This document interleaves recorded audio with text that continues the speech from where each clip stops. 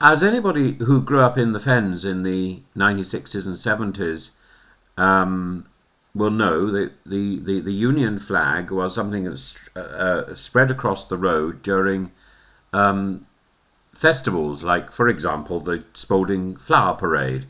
And it was only when I visited London later in the 70s, as I occasionally did, that I realised the Union flag was not festive bunting, it was menace. And I remember very vividly being handed National Front propaganda in... I can't remember where it was. Slightly off the beaten track, I would have thought. Bexley or somewhere.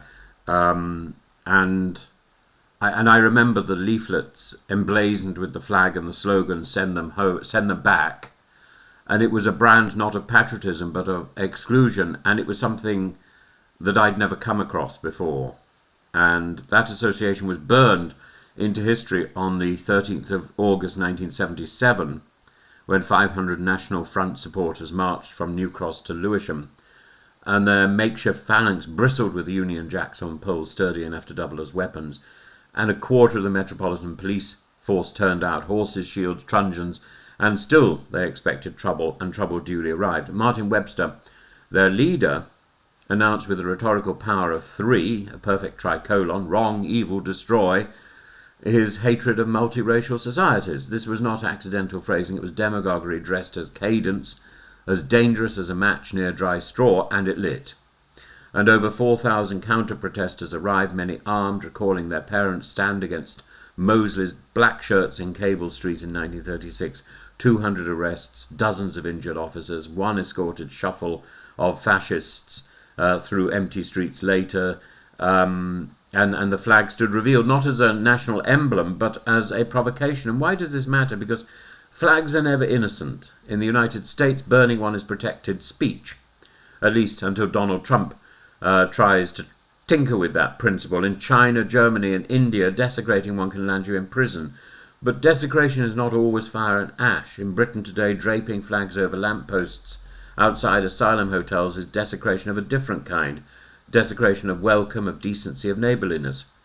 Philosophers tell us symbols mean what they are used to mean. Wittgenstein warned that words take their meaning from use, not from the dictionary. Nice day under grey drizzle means the opposite. Likewise, a cross of St. George during the Lioness's triumph was unity. The same flag waved at a Birmingham protest outside a refugee hotel is a message of exclusion. H.P. Grice's concept of implicature explains it neatly. Literal meaning, I'm proud to be English's cover. The implied meaning is foreigners out, a wink, a nod, a bannered whisper to fellow travellers. And so to the pub in Castle Bromwich. A female manager, confronted by a mob in St. George's flags, fresh from abusing migrants, calmly told them, "We serve everyone." She called her, they called her a lefty scumbag, accused her of hating her country, yet she was the patriot defending the very idea of public space against those who had hijacked the flag as their costume for intimidation. We're told endlessly that flying a flag is a simple act of patriotism, but that is as believable as Bill Clinton's "I did not have sexual relations with that woman." Context is everything. Why didn't he clean the dress? A national flag is polyphonic. At a football final it sings, in a protest mob it sneers. Across a parade route it's joyful. The real desecration of the flag is not burning it, but using it as a weapon, a warning sign, a license for xenophobia.